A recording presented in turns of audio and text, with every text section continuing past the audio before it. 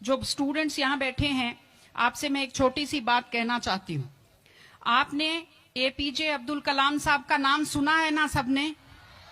हाँ, कलाम साहब ने एक बात कही थी कि in the very old times the world was driven by the muscle power, after that it was driven by money power, and now it is being driven by the power of knowledge.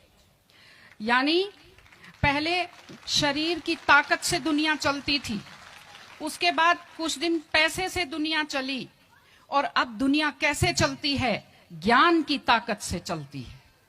आज America और रूस, France क्यों हमसे आगे हैं?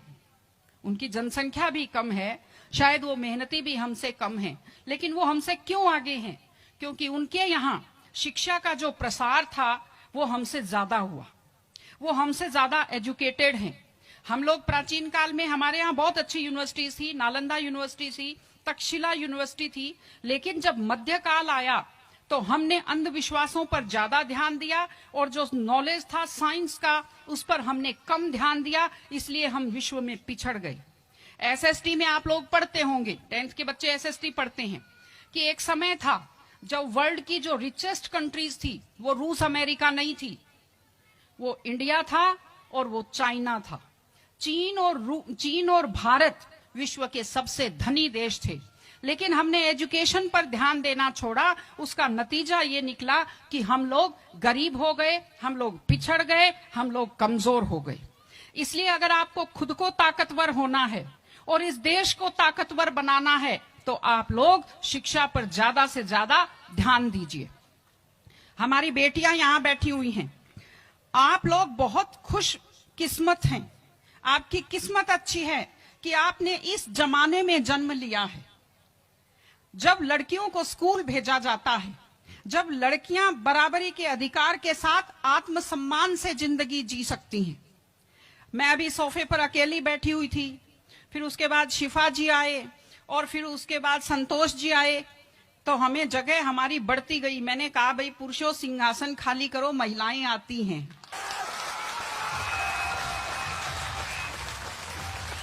तो आप लोग बहुत खुशकिस्मत हैं। आपकी दादी नानी कितना मेहनत करती थी, सांस नहीं ले पाती थी खुलकर, घूंघट से चेहरा ढककर रखना पड़ता था, जोर से बोल नहीं पाती थी, कानाफूसी में बात करती थी, और आप कितने सम्मान के साथ अपना बैग लेकर के पूरे विश्वास से आप स्कूल आते हो। बहुत खुशकिस्मती की आपके लिए बात है, आपको इसका फायदा उठाना चाहिए। आपको कोशिश करनी चाहिए कि आप एक मजबूत नारी बने, और आपसे मैं कहना चाहती हूं कि आपके ऊपर बहुत विश्वास करते हैं आपके पेरेंट्स, आपको घर से बाहर भेजते हैं। अपने माता पिता को हमेशा अपने मन में रखिए। दूसरी चीज आप बच्चों से जो कहना चाहती हूँ, आजकल क्या है, पहले तो घर में बहुत सारे बच्चे होते थे, संयुक्त परिवार होता था, चलते ही कोई सिर में थप्पड़ मार देता था, बच्चों को बुरा नहीं लगता था, टीचर्स की मार खाते रहते थे, हंसते रहते थे। आजकल 1-2 बच्चे होते हैं घर में, बच्चे बहुत सेंसिटिव होते हैं। आप लोगों को जब आपके माता पिता टोकते हैं, आपके टीचर्स टोकते हैं, आपको बुरा लगता है। आपको बुरा नहीं लगना चाहिए, क्योंकि ये वो लोग हैं जो आपकी चिंता करते हैं। मैं आपको एक छोटा सा किस्सा सुनाऊंगी। एक गाय जंगल में चल रही थी, अचानक उसने देखा एक बाघ पीछे दौड़ा। गाय भी भागी जान बचाने के लिए, सामने दलदल था, वो दलदल में थोड़ा चली, वो दलदल में फंस गई। बाघ भी पीछा करता हुआ आया, वो भी दलदल में फंस गया, लेकिन गाय से थोड़ी दूरी पर था, चल नहीं पाया। तो गाय हंसी और उसने बाघ से कहा, बाघ तू तो गया, तू मरेगा। तो बाघ ने कहा, तुम क्या हंस रही हो, तुम भी तो मरोगी दलदल में। उसने कहा, मैं नहीं मरूंगी, देखना। शाम को जब मालिक ने देखा गाय नहीं आई, वो 2-4 लोगों को लेकर आया। जब देखा गाय दलदल में फंसी हुई है, वो रस्से लाया, लकड़ी लाया और गाय को निकालकर बाहर किया। तो गाय ने बाघ को कहा, बाघ तुझे कोई नहीं निकालेगा, मैंने कहा था ना, जिसको संभालने वाले होते हैं वो दलदल में फंसकर नहीं मरता। आपके जो टीचर्स हैं, आपके टीचर्स और आपके पेरेंट्स आपको संभालने वाले हैं। अगर आप उनकी बात मानेंगे, आप डांट के पीछे छुपी हुई उनकी चिंता को आप समझेंगे तो आप बुराइयों के और गलतियों के दलदल में कभी नहीं फंसेंगे।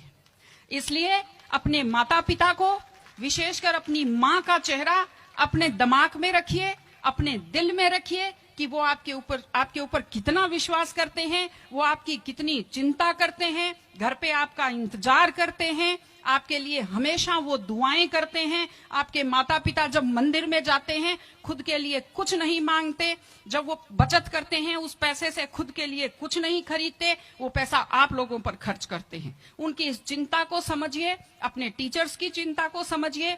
मैं आप सबको बहुत शुभकामनाएं देती हूं कि आप लोग, आपकी बुद्धि तीव्र हो, आपका मन बहुत समृद्ध हो, आपका हृदय बहुत संवेदनशील हो। मैं स्कूल को मैं बहुत बहुत शुभकामनाएं देती हूँ। टीचर से अपील करती हूँ कि व्यक्ति केवल शरीर और दिमाग नहीं होता, एक मन होता है, एक आत्मा होती है। माइंड जो है, mind is sharpened by the knowledge and information. दिमाग तो तेज होता है, लेकिन बच्चों का मन समृद्ध कीजिए, उन्हें कमजोर पर दया करना सिखाइए, उन्हें परिवार के प्रति संवेदनशील बनना सिखाइए कि वो एक अच्छे संपूर्ण नागरिक बने, जिसको कहते हैं कंप्लीट पर्सनैलिटी, वैसे बने। मैं स्कूल को, आप सब बच्चों को, आपको ढेर सारी शुभकामनाएं देती हूं। आप अच्छे व्यक्तित्व बने, आप अच्छे नागरिक बने, एक मजबूत परिवार का, मजबूत देश का और एक अच्छे समाज का आप निर्माण करें। आपने बुलाया, हमें सुना, हमें सम्मान दिया, मैं हृदय से आभारी हूं। बहुत बहुत धन्यवाद। नमस्कार।